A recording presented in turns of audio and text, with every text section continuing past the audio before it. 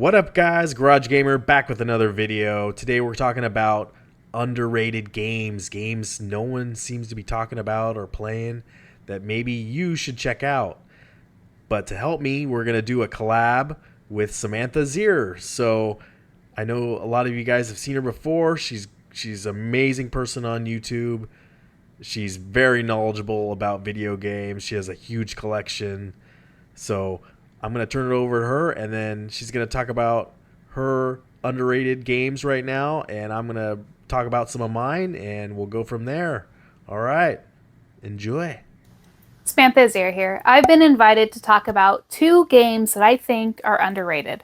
So I'm going to talk a little bit about them and why I think you should give them a shot. And neither one of them are terribly expensive to get even now in 2023. Mad Max is the first game I recommend. In Mad Max, you begin with nothing.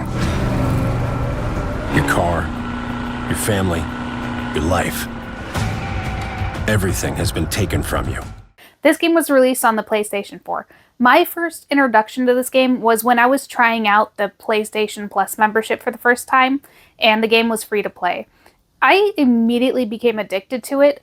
This is also around the time that I watched Mad Max for the very first time, like the 1979 film with Mel Gibson. You play as Mad Max and you get your car basically taken away from you. And so the main premise of this game is that you're trying to get your car back.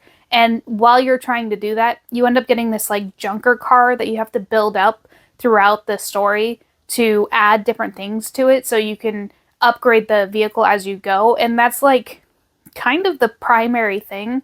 It's an open world game in a like vast desert wasteland with a lot to explore and a lot of different side quests that you can do to help you build up your current car.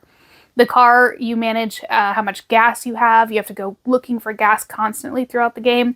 But you also have to manage how much water you have to make sure that you're gonna live. But this game is really interesting. The car mechanics, the harpoon that comes with it, shooting it out and tearing stuff down, and the fighting mechanics remind me a lot of like Batman Arkham Asylum, which I truly enjoyed. I don't need mechanics for combat to be overly complicated, so I enjoyed that very much.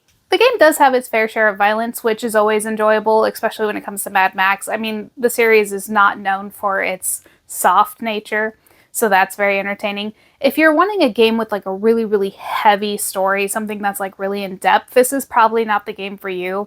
There is a story, and it is interesting enough, but it's not really what really draws you to the game. It's more so kind of the gameplay and the mechanics versus like the story.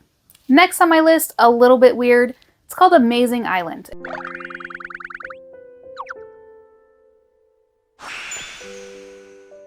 Amazing Island. And this is for the GameCube. This is a game I actually personally grew up with, and I only recently finally beat it for the first time.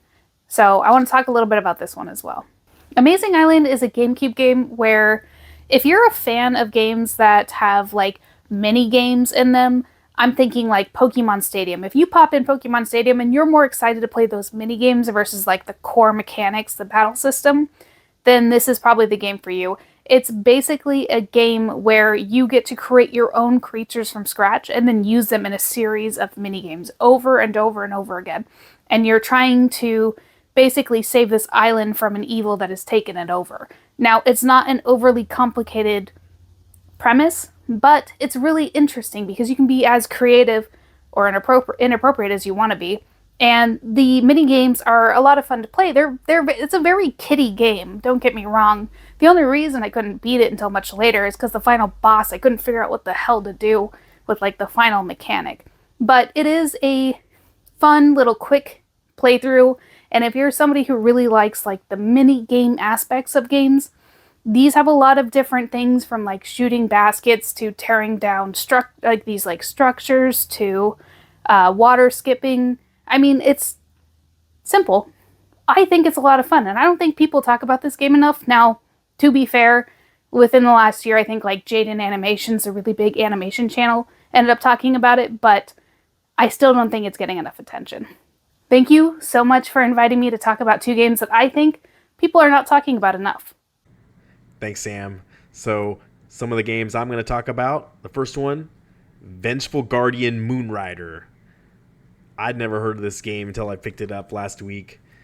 You are this samurai robot warrior. You've been created to reject your programming and you seek vengeance on your creators. As you can see, it says on the back, get ready for a side-scrolling action platformer that channels the golden age of classic 16-bit games in a full-throttle quest for revenge. This totally looks like an old 16-bit Super Nintendo game or Sega Genesis. It's got bosses in it. It's not too terribly difficult at first, but it ramps up.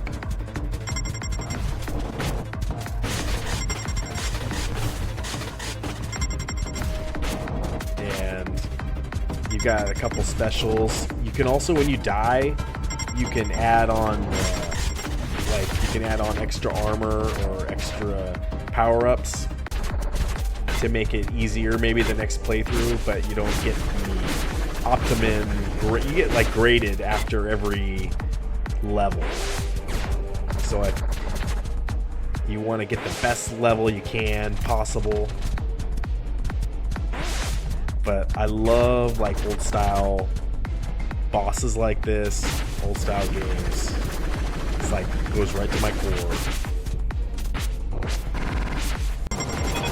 And not only does it have that perspective, you can do like this motorcycle one, and then you have bosses with the motorcycle.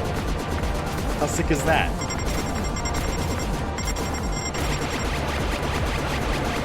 My missiles I'm already out of, so I'm like here. I've got like one little bar left before I die, but I beat it.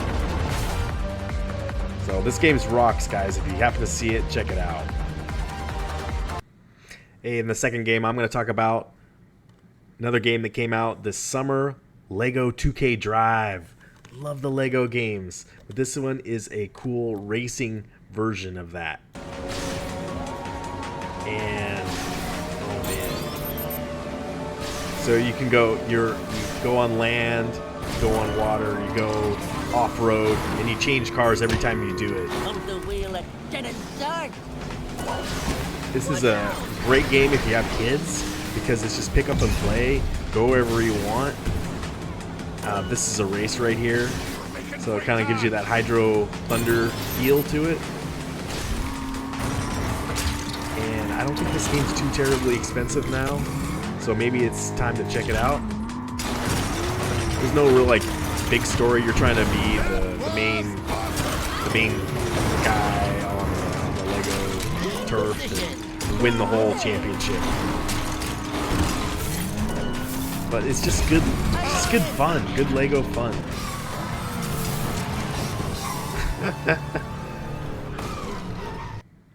So anyway, guys, thanks for watching. Give this video a like if you want to see more videos like this. Check out Samantha Azira's channel. I'm going to leave a link in the description below. And comment, have you played any of these games? Would you be interested in checking them out? And do you guys want to see another video like this maybe next month? Let us know. Give us a like. And I appreciate you guys. Thanks so much. I'll see you on the next one. Peace. The